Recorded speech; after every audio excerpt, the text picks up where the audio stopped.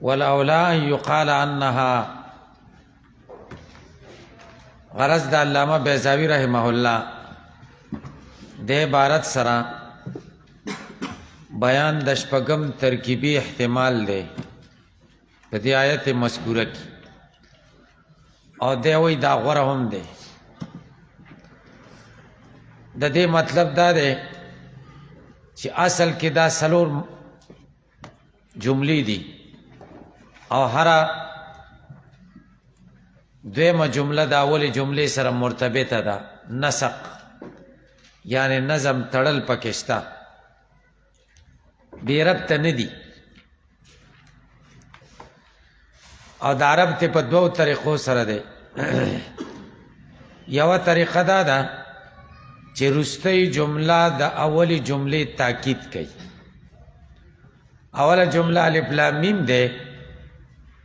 نو ذالک الکتاب د الف لام میم تاکید دی. لا ریب فی د ذالک الکتاب تاکید دی. هدی للمتقین دا د لا ریب فی تاکید دی.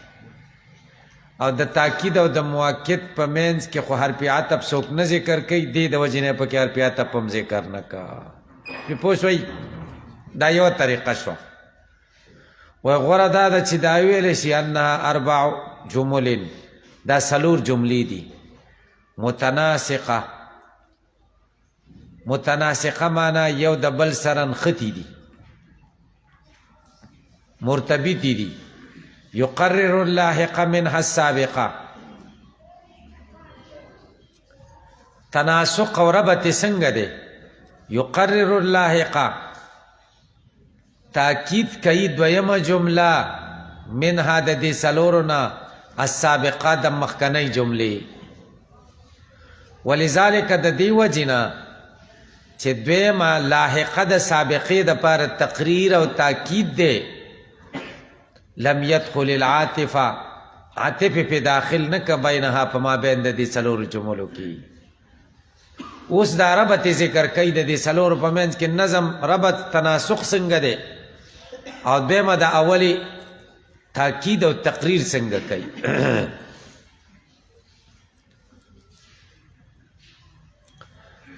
وی الف لام میم یوه جمله ده، دلالت کوي په دې خبره باندې چې متحده به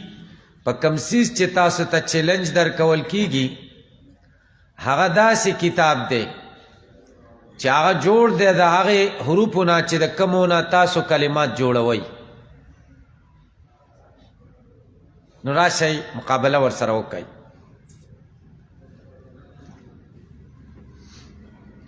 اوس دې کې چیلنج ورکړلی شو. د دویمه جمله کې د دې چیلنج تاکید دی.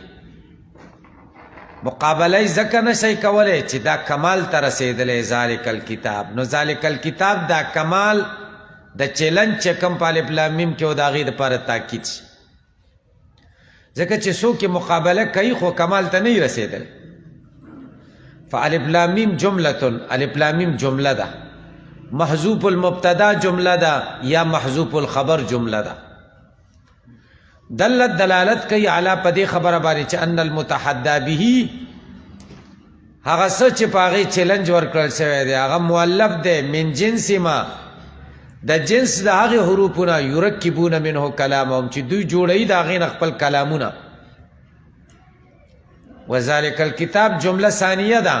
مقررة لجهة التحدي،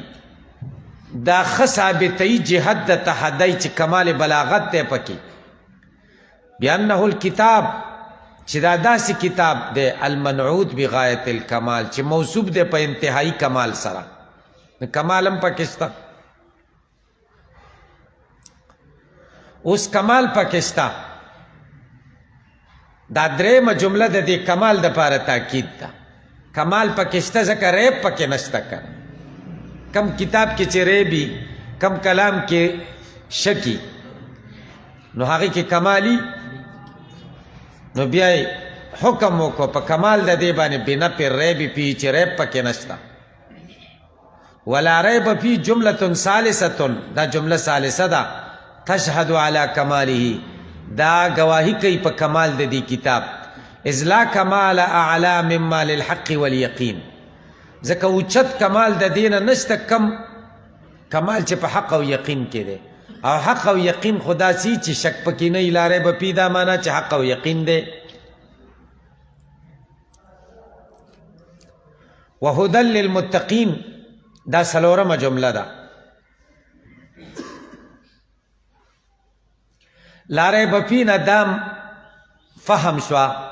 چې دا حق هم دی او یقین هم دی پکې اوس د دې حق او د یقین تاکید په هدى للمتقین کې دی حق ځکه دی چې خلکو ته خلاره ښیي کنه وهدى للمتقین مما يقدر له مبتدا هغه چې دې دپاره به مبتدا مقدر کې هو هدى للمتقین دا مستقل جمله شوه رابعه سلورمه جمله ده تؤکدو دا مضبوطی کونه حقا کېدل د دې کتاب چې دا حق دی حق کېدل د دې دا مضبوطی پوه شئ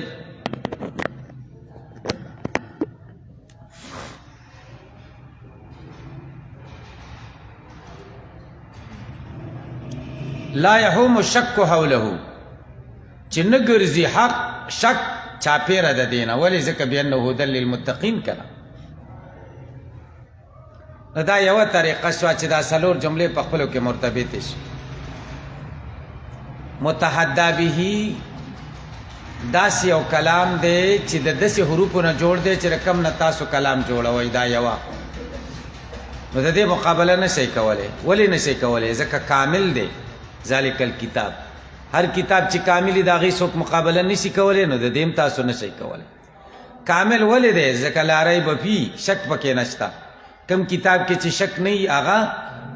نو دا هم کامل شک پکې نشته کم کتاب کې چې شک نه وي هغه هدایت د متقیانو دپاره نو دا کتاب هم هدایت شه د متقیانو دپاره نو هره دویمه جمله د اولې جملې تاکید شو دا یوه طریقه شو دویمه طریقه او تستتبع السابقه منها اللاحقه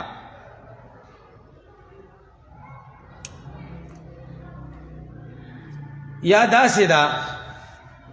چې سابقه مستلزمه ده لاحقې لره څنګه مستلزمه ده استتباع الدلیل للمدلول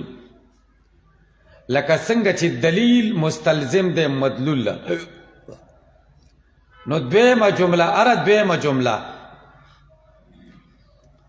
هغه به مدلول کې او اوله جمله به ورته دلیل کې د شا طرف نه به راشي دویمه به دعوه کې او اوله به څه کې دلیل جوړې دې ځای پورې پوه شئ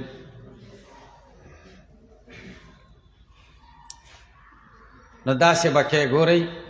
اول خو خبرداری ورکړه د دې خبرې چې دا متحدا به چې د کوم څیز تاسو ته چلنج درکول کېږي دا معجز دی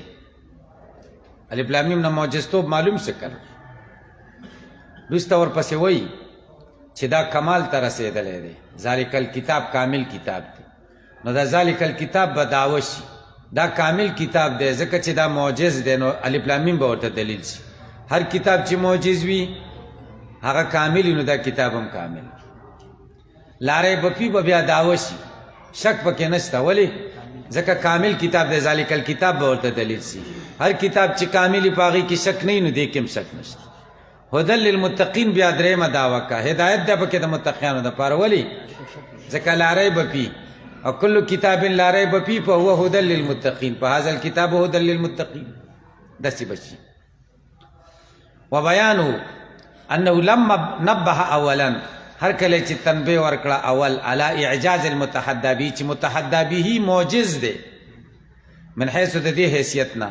انه من جنس کلامهم چې دا د دوی د کلام د جنس نه دی وقد عجزوا عن معارضته او دوی عاجز دي د دې د مقابلې نه استنتج منه د دې نه دا نتیجه طلب شوه چې دا داسې کتاب دی چې بالغ دی حد الکمال رسېدلی دی د کمال حد ته واستلزم ذلك او چې کمال ته ورسېده دا مستلزم دی دې خبرې له الله يتشبث الريب باطرافه چې ریب نه دی نښتی د دې د طرفونو پورې ولې اذ لا انقص مما یاتریه الشک والشبهه ځکه ناقص کتاب د هغې نه نه وي چې په هغې کې شک او شبهه وي کوم کتاب کې چې شک او شبهه یا خو ناقص وي وما کان کذلک هغه چې دا شانی شک او شبهه پکې نه کان لا محاله هدى للمتقین خامخا هغه د متقیانو لپاره هدایتي په پوه شئ دې پوری وفي كل واحدة منها نكتة ذات جزالة اوس دا څلور جملې دي په هر جمله کې د علم بلاغت نکتې شته د علم بلاغت مسلې پکې شته اوله جمله الف لام میم ده ففي الاولى په اوله جمله کې حذف ده مبتدا پکې حذف شوی یا پکې خبر حذف شوی دی او حذف د علم بلاغت یو غټ کار دی کنه یو والرمز الى المقصود دیم اشاره پکې مقصود ته شوی دا مقصود څه شی دی چې دا وحی من الله ده دا دوه خبرې شوي دریم مع تعلیل اشاره پکې مقصود ته شوی د سره د دلیل نه هم دلیل هم پکې دی دلیل پکې څه دی دلیل پکې دار چې دا متحدى به مؤلف دی د دې حروفونه تاسو په پوه شئ او ستاسو کلامونه هم مؤلف دي د دې حروفونه نو که تاسو د دې مقابله کولی شئ مقه کلام باندې وکړئ چې کوم د دقې حروفونه جوړي نو تعلیل هم پکې راغی وفي الثانیه دویمه جمله ذلک الکتاب دې کې فخامت د تعریف دی چې دواړه طرفونه مسند او مسند الیه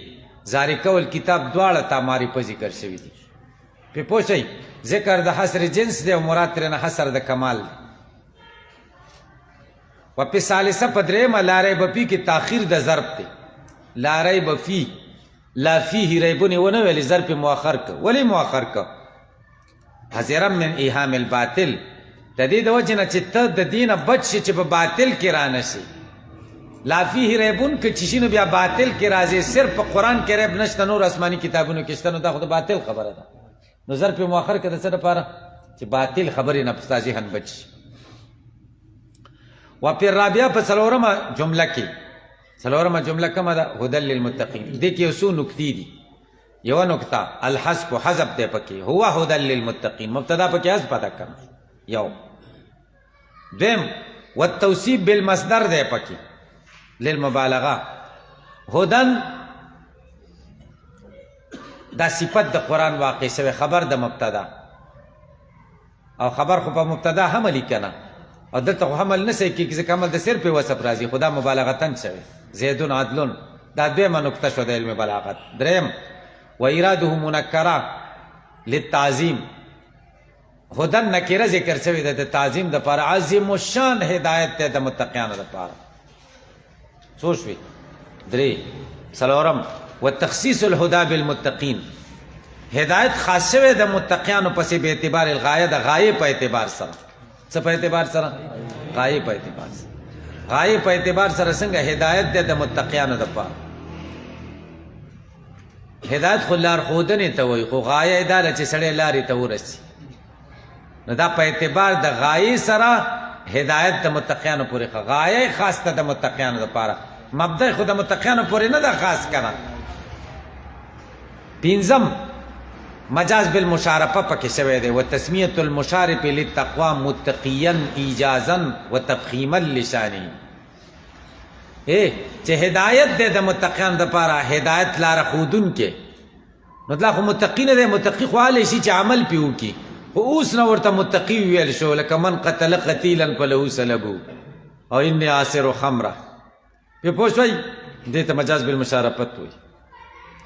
وتسمیه المشارف للتقوى او نومول شوی دی هغه څوک چې نږدې دی تقوا ته متقی ایجازا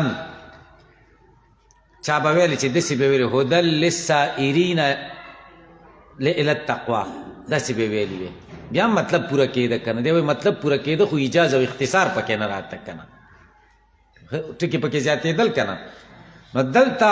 تسمیه د مشارف د تقوا په متقي سره وشوه د ایجاز د وجې نه وتفخیما لشان او د دې د وجې نه چې شان یې ډېر عظیم دی پې پوه شئ که نه شئ پوهېږي درود شریف وایه اللهم صل